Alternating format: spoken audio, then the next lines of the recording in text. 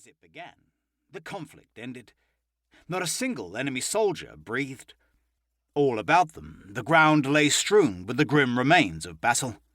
"The day is ours," gasped Duncan, gingerly holding the side of his head as he collapsed onto a moss-covered pile of stones. One eye blackened. His comrade-in-arms sat attentively before him, awaiting his next command. "Ye rendered good service today," said Duncan, patting the black-and-white head. "And for that I dub ye—" He held aloft his weapon. "With this, my herder's staff, I dub ye Sir Brodie. I owe ye my life, Sir Knight, and make no mistake, I pay what I owe." As he said these words, he solemnly lowered his stick on either side of his comrade's head.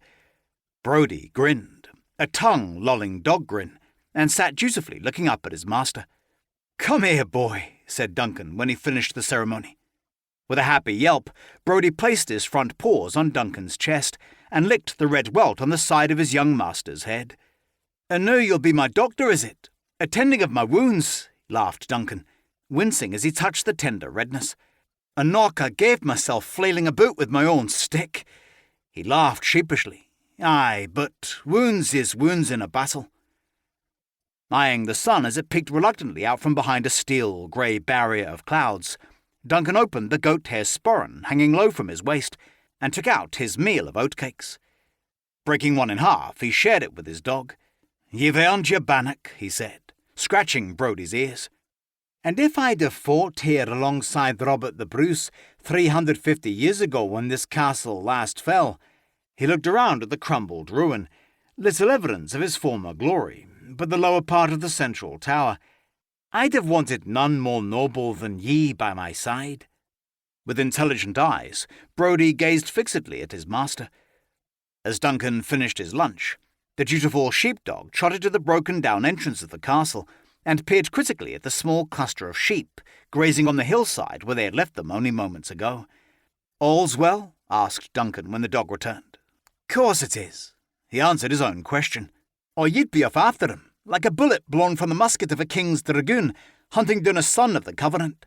Like me," he added, frowning pensively. Duncan and his dog had explored these ruins many times, and most of the crofters from the surrounding hills and glens had, for generations, borrowed stones to repair fences and to patch up chinks in the walls of their cottages. Picked over as it was, with each visit Duncan felt, with a quickening of his pulse, that this might be the day he'd uncover some long-forgotten treasure. His eyes narrowed as he scanned the mounds of rubble and the jagged remains of ruined walls.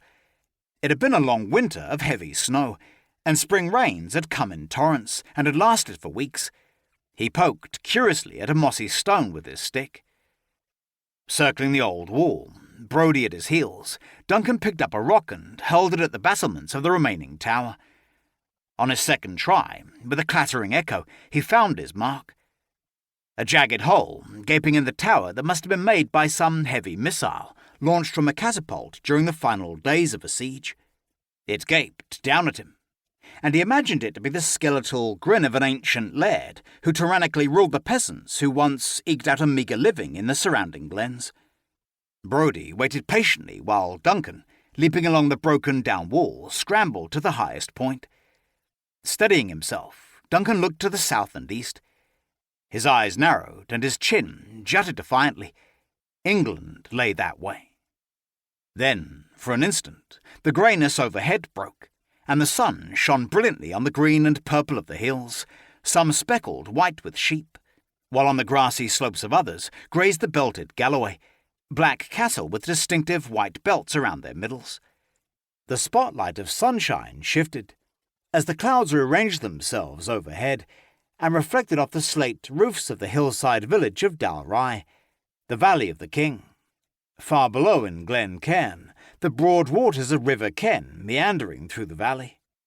The steeple of the parish church rose above the cluster of cottages, their crow-stepped gables and chimneys outlined in sharp relief.